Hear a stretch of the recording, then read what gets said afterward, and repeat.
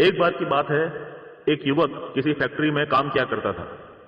उसका गुरु एक old technician था जिसने उसे यह सिखाया था कि बातें कम करनी है, काम ज्यादा करना है और अपनी स्किल्स लगातार डेवलप करते रहनी है। एक फैक्ट्री में जो भी जितने भी तरह के काम होते हैं वो सब सीखने हैं। कुछ सालों के बाद वो ओल्ड टेक्नीशियन रिटायर हो गया और उसकी जगह वो नौजवान युवक सीनियर टेक्नीशियन बन गया। उसने अपना काम उसी अनुशासन और लगन के साथ लगातार जारी रखा जो उसके गुरु यानी ओल्ड टेक्नीशियन ने उसको सिखाया था। कुछ साल बीत जाने के बाद नौजवान युवक अपने गुरु से मिलने गया। उसके गुरु यानी ओल्ड टेक्नीशियन ने जब उसे देखा तो वह उसे दुखी नजर आया। उसके गुरु ने उससे पूछा कि क्या बात है, तुम इतना दुखी और उदास क्यों हो? क्या चीज है जो तुम्हें परेशान कर रही है?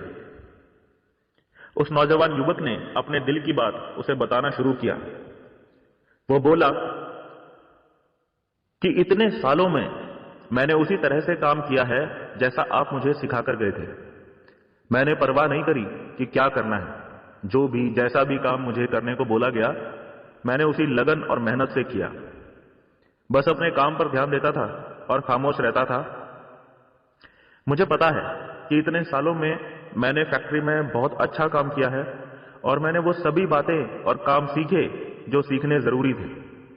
लेकिन वो बात जो मुझे बहुत परेशान और दुखी कर देती है वो ये है कि इस फैक्ट्री में ऐसे बहुत सारे लोग हैं जिन्होंने मेरे बाद में इस फैक्ट्री को ज्वाइन किया और उनके पास मेरे जितना एक्सपीरियंस और स्किल्स भी नहीं है, लेकिन फिर भी वो आज उस फैक्ट्री में मुझसे भी बड़े बड़े पदों पर पहुंच गए हैं।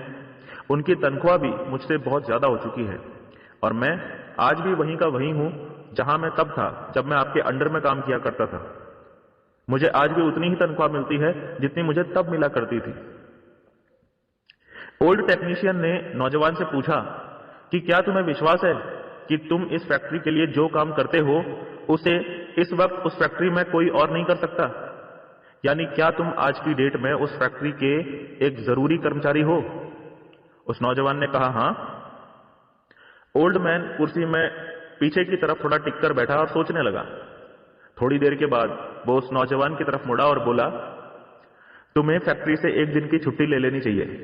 कारण जो तुम्हें पसंद हो वो बता देना, लेकिन यही वो समय है जब तुम्हें अपने आप को एक ब्रेक देना चाहिए। ओल्ड मैन की सलाह उस नौजवान को शुरू में थोड़ा अजीब लगी, लेकिन जब उसने ध्यान से इस बारे में सोचा तो उसे उस ओल्ड मैन की बात में सेंस नजर आया। उसने अपने गुरु को धन्यवाद कहा और तुरंत वहां से उठकर छुट्टी की अर्जी डालने चला गया। एक दिन की छुट्टी लेने के बाद जब वो नौजवान अगले दिन दोबारा अपने काम पर पहुंचा तो उसे मैनेजर ने अपने ऑफिस में बुलाया और उसे बताया कि जब वो फैक्ट्री में नहीं था तो ज्यादातर काम ठीक से नहीं हो पाए। वो सारे काम जिन्हें बस तुम ही कर सकते थे वो नहीं हो पाए। कई सारे लोगों की छोटी बड़ी समस्याएं जिनको नॉर्मली तुम हैंडल कर लिया करते थे वो भी ठीक नहीं हो पाई, क्योंकि उन्हें पता ही नहीं था कि इन्हें कैसे ठीक करना है।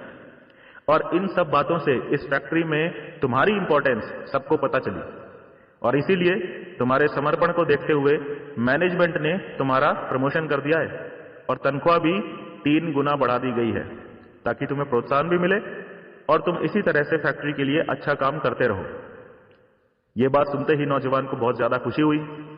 वो नौजवान अपने गुरु की बुद्धिमत्ता और ज्ञान के लिए दिल से कृतज्ञ था और इसी तरीके को ही वो सक्सेस का सीक्रेट मानने लगा।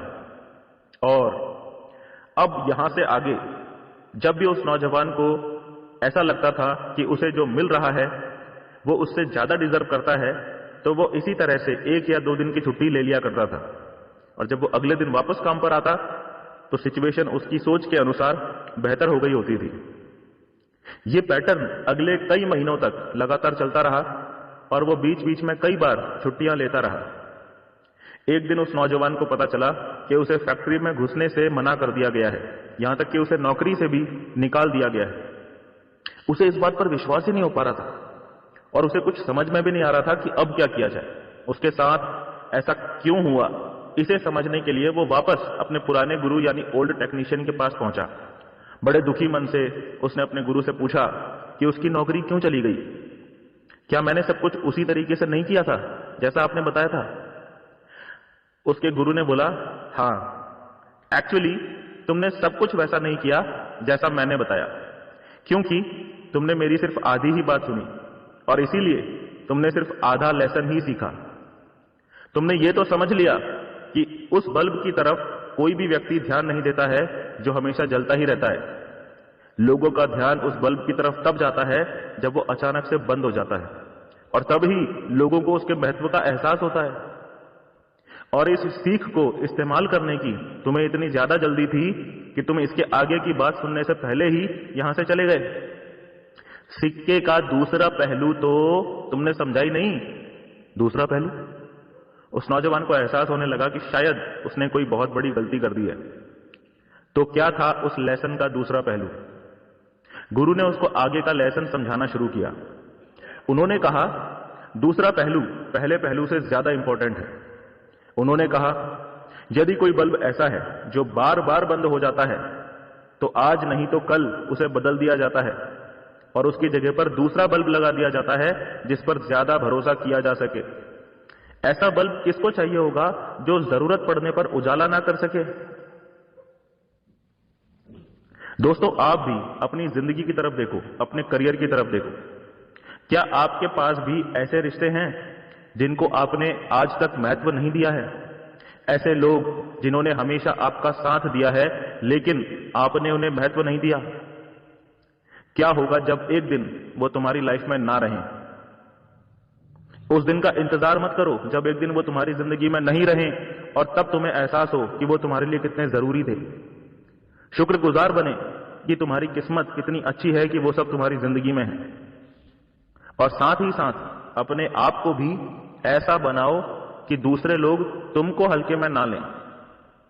अपना काम करें और लगातार उसे और बेहतर करने की कोशिश करते रहें और किसी भी काम को सिर्फ इस वजह से करना बंद ना करें कि वो वैसा नहीं हो रहा है जैसा आप चाह रहे थे।